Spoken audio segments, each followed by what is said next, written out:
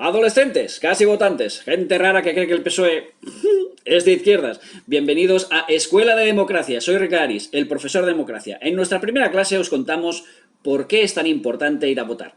Esta semana os describiremos los distintos métodos que existen para votar en unas elecciones, así que empecemos con el tema 2. ¿Cómo vota el electorado? Ahora os lo cuento, pero antes, por si alguien no lo sabe, el electorado es el conjunto de personas que tienen derecho a voto, es decir, que en España eso es cualquier persona que es mayor de 18 años, con excepción de quienes están condenados y en la cárcel, o personas que, sin tener una sentencia firme, hayan sido sentenciadas por rebelión, terrorismo u otros delitos. Es decir, que puede votar cualquier persona que tenga derecho a lo que se conoce como sufragio. Más allá de parecer el nombre de un paleto de pueblo, ¡yey! ¡Sufragio! El sufragio es lo que os he dicho antes, el derecho político y constitucional de los ciudadanos a poder votar a cargos públicos. En las democracias suele haber lo que se llama sufragio universal, es decir, el derecho a votar de todos los adultos sin distinción de raza, sexo, creencia o posición social o económica. En esencia, cualquier persona adulta puede votar en un país donde haya sufragio universal. Eso no siempre ha sido así, porque en las primeras democracias, las que se crearon en la antigüedad, durante la época de los griegos, o las que se crearon tras la Edad Media, solo podían votar determinadas personas. Eso no es sufragio universal. ¿Por qué? Porque había restricciones, es decir, que se trataba de un sufragio restringido. ¿Por qué? Porque solo podían votar los hombres. Es decir, la mitad de la población no podía hacerlo. Pero no solo eso, sino que también, en algunas épocas, debían ser hombres libres. Es decir, que los esclavos no podían votar. Y aún así, podía ser, por ejemplo, un hombre negro libre y tampoco te dejarían votar porque otra característica impuesta en algunos lugares y épocas es que tenías que ser blanco, es decir, que todas las razas que no eran la raza blanca, es decir, los negros, asiáticos y latinoamericanos, a pesar de ser libres, no podrían votar en algunas ocasiones. En otras debía ser de una clase social concreta o, por ejemplo, tener propiedades. Y si eres de una clase baja o si tenías una casa y un piso, si no tenías una casa y un piso, es decir, si no tenías dinero, si no había pasta, tampoco podías votar. Finalmente, en algunos casos, por ejemplo, podía ser hombre, libre, blanco, de clase alta, pero no podías votar porque, por ejemplo, vivías en un país católico y tu fe era judía, protestante o musulmana. En fin, que la democracia se ha ido puliendo a sí misma para conseguir lo que hemos llamado, lo que estamos hablando, que es el sufragio universal. Y de hecho actualmente aún hay una cierta, digamos, restricción económica porque en España, por ejemplo, se exige a los ciudadanos que estén censados, es decir, que tengan una dirección donde puedan enviarles la tarjeta censal. Es decir, por cierto, la tarjeta censal, como podéis ver aquí, ¡pling!, es el papelito donde te indican dónde tienes que ir a votar. Con lo cual, tienes que tener un potencial económico suficiente para A, alquilar un piso, o B, vivir en un piso familiar en el cual, en ambos casos, debe estar censado. Es decir, que mucha gente que vive fuera del sistema, como por ejemplo sin techo o otra gente, no tienen derecho a voto por esa razón.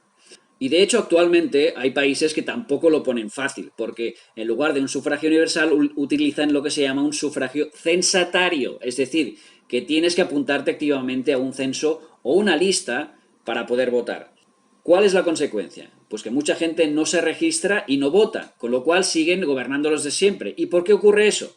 Pues porque buena parte de la población sin dinero no se registra porque tiene, por ejemplo, 2 o 3 trabajos, no tienen tiempo o no se acuerdan de registrarse o desconfían de los políticos o simplemente no saben que tienen que registrarse porque nadie se lo ha dicho. Es decir, que se consigue que las clases más bajas no puedan votar y se perpetúe un sistema que es injusto. Eso pasa, por ejemplo, en Estados Unidos o marginalmente en España cuando hablamos del voto por correo desde fuera del país, es decir, la gente de fuera de España, que son españoles, pero que quieren votar en las elecciones de España.